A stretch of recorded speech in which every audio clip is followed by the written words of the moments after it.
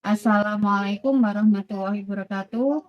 Perkenalkan, nama saya Yuliati dari kelas B15, program studi pendidikan agama Islam dengan mata kuliah literasi digital kitab kuning yang diampu oleh Bapak Dosen Ahmad Otong Bustami LCMAD.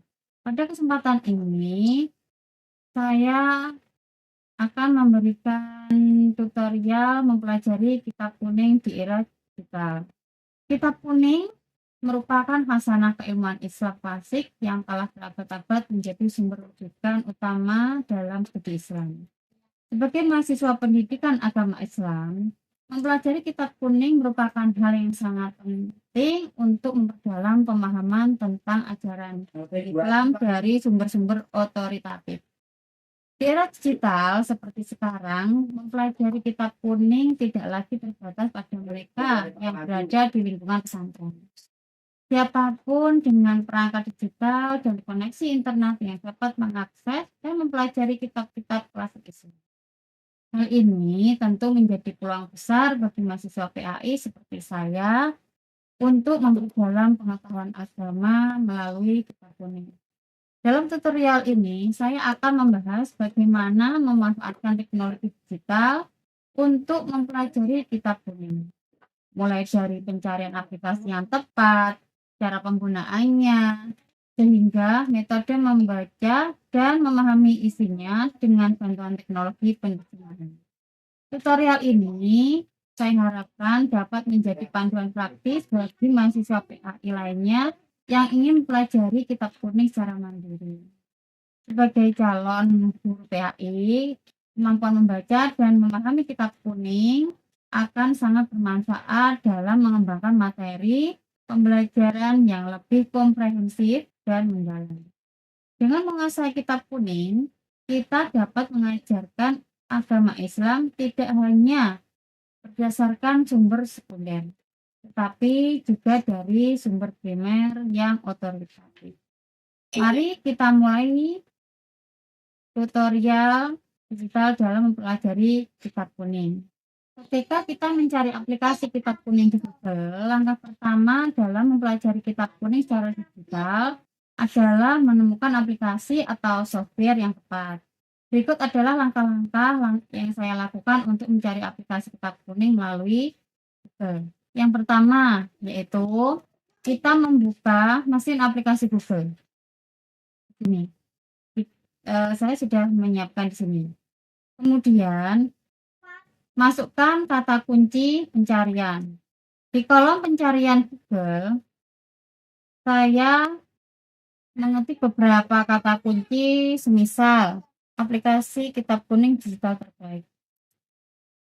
Selain aplikasi kitab digital terbaik, ada lain juga yaitu misalnya software kitab kuning terlengkap. Terus berikutnya download aplikasi kitab kuning untuk pembelajaran PAI. Saya mencoba beberapa variasi kata kunci untuk mendapatkan hasil yang lebih komprehensif. Setelah menekan enter, itu menampilkan berbagai hasil pencarian terkait aplikasi kitab kuning. Dari hasil pencarian tersebut, saya menemukan beberapa opsi. Yang pertama yaitu apabila kita menggunakan aplikasi mobile untuk Android di Google Play Store, yaitu berupa kumpulan kitab kuning lengkap. 2. Kitab kuning dan terjemahannya. Bila kita menggunakan aplikasi iOS di App Store, itu ada kitab kuning lengkap milik Henry Saputra dan belajar kitab kuning pemula. Apabila kita menggunakan software desktop, komputer atau laptop, yaitu Maktabat Samilah dan Maktabat Samilah online. Berikutnya yaitu apabila kita menggunakan website penyedia kitab kuning digital, itu ada Al-Qoirot dan aplikasi rumah kitab milik Kemenak RI. Langkah berikutnya yaitu mengevaluasi dan memilih aplikasi. Sebagai mahasiswa yang membutuhkan referensi komprehensif untuk tugas-tugas perkuliahan, saya mengevaluasi aplikasi-aplikasi tersebut berdasarkan kriteria yaitu yang pertama, kelengkapan koneksi kitab, fitur-fitur yang ditawarkan, kebutuhan sistem, dan ulasan pengguna. Setelah melakukan evaluasi, saya memutuskan untuk menggunakan Maktobat Famila sebagai software utama untuk mempelajari kitab kuning karena satu, yaitu memiliki koneksi terlengkap, yaitu lebih dari 7.500 kitab. Kedua, fitur pencarian teks yang sangat powerful. Ketiga, yaitu mencakup berbagai bidang keilmuan Islam. Keempat, dapat digunakan secara offline setelah diinstal. Kelima, yaitu banyak direkomendasikan oleh dosen dan ustadz. Untuk mengunduh, saya mengikuti langkah-langkah sebagai berikut, yaitu mengunjungi situs resmi atau situs alternatif yang menyediakan link download. Dua, memilih opsi download yang sesuai. Berikutnya, mengklik tombol download dan menggunakan proses unduhan selesai. Berikutnya, menyimpan file instalasi di folder yang mudah diakses. Sebagai mahasiswa yang sering menggunakan laptop untuk tugas-tugas perkuliahan, saya memilih untuk mengunduh versi lengkap dengan kitab agar dapat mengakses semua referensi tanpa perlu koneksi internet tambahan. Mempersiapkan sebelum instalasi. Saya melakukan beberapa persiapan. Yang pertama yaitu memeriksa persyaratan sistem, memeriksa ruang penyimpanan yang tersedia. Berikutnya, mengaktifkan dukungan bahasa Arab, yaitu membuka setting time dan language, menambahkan bahasa Arab jika belum terinstall maksudnya. Terus berikutnya mengunduh paket bahasa Arab. Setelah itu kita ke langkah proses instalasi.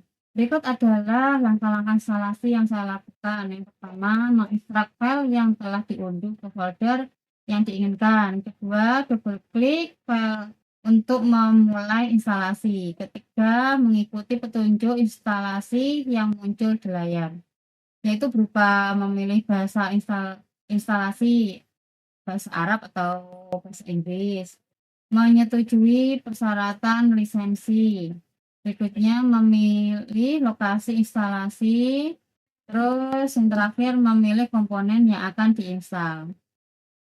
Langkah keempatnya menunggu proses instalasi selesai, mengklik finish untuk menyelesaikan instalasi. Ini adalah hasil pencarian dari Maktobat Famila. Apabila kita ingin menggunakan bahasa Indonesianya, kita bisa klik kanan, terus klik translate ke Indonesia. Akan muncul seperti ini. Yang pertama ada menjelajahi perpustakaan, yaitu ini berupa buku-buku yang ada.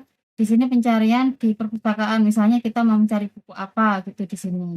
Untuk kata benda terakhir ini maksudnya apa? Kita pernah mencari buku apa itu historisnya ada di sini. Seperti itu. Oke, kita kembali lagi dalam versi bahasa Arab. Nah, seperti ini. Bila nanti kita ingin menerjemahkan, kita siapkan Google Translate-nya. Di sini sudah saya siapkan tab-nya Google Translate di sini. Nah, semisal kita menerjemahkan, mencari buku apa yang kita cari. Semisal kita akan menerjemahkan ini. Copy, terus kita masukkan ke Google Translate. Di sini sudah muncul di sini. Terus untuk cara membacanya juga sudah tersedia apabila kita menggunakan bahasa Arabnya. فقه الصيام ومستجداته المعاصرة. Oke. Kalau seperti ini versi Indonesianya. Jurisprudensi puasa dan perkembangannya di era modern. Seperti itu ya langkah-langkahnya.